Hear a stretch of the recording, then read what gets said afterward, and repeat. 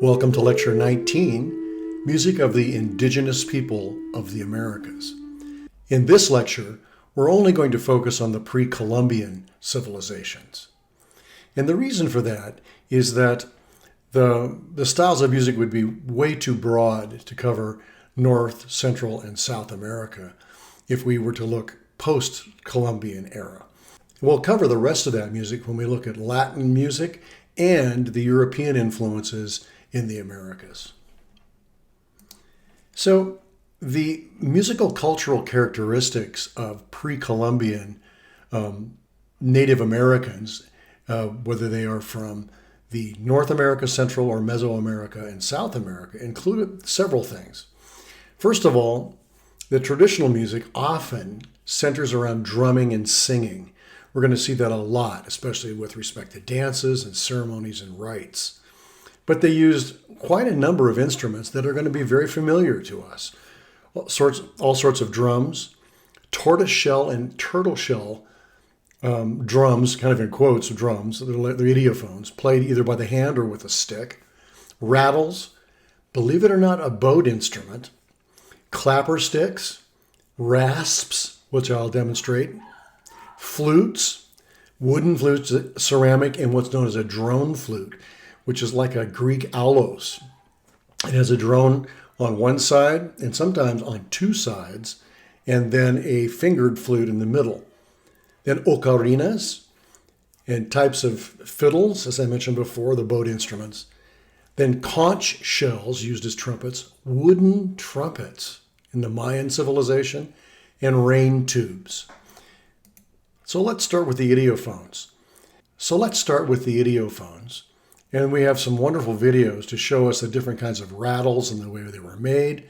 Clapper sticks, which is going to seem familiar. The rain tubes and rasps are really interesting and used in certain ceremony. A rasp is like this middle one, and I have one that I'll demonstrate in class. And then the rain stick, which is wonderful, is like a hollowed out piece of cactus with the needles of the cactus pushed into the inside. Then the cactus is filled with either dried beans, seeds, pebbles, or some other material, and it sounds like rain falling when the tube is moved. And then there, as I mentioned, tortoiseshell drums. They don't count as membranophones because there's no membrane. It's literally a tortoise shell that was inverted and played on the bottom part of that shell. And then, believe it or not, stones, once again, that had kind of a metallic sound to them.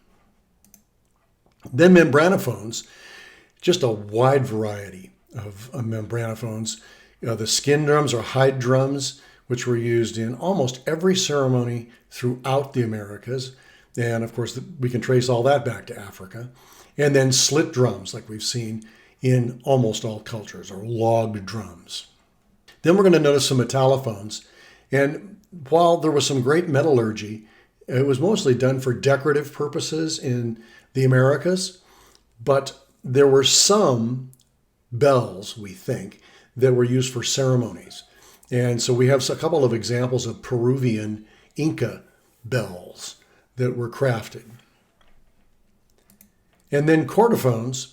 The quinjonga of Central America is the most common. There are some examples of Apache single string monochord bows, very similar to what we saw in Africa.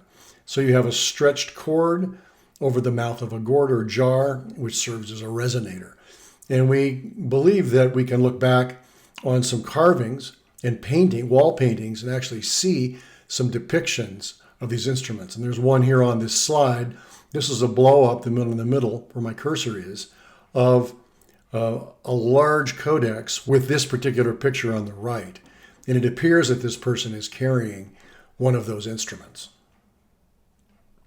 Then the aerophones are extremely common. There are a wide variety of flutes. We're going to see some really beautiful double and triple flutes that have a drone. So it's like the Greek aulos.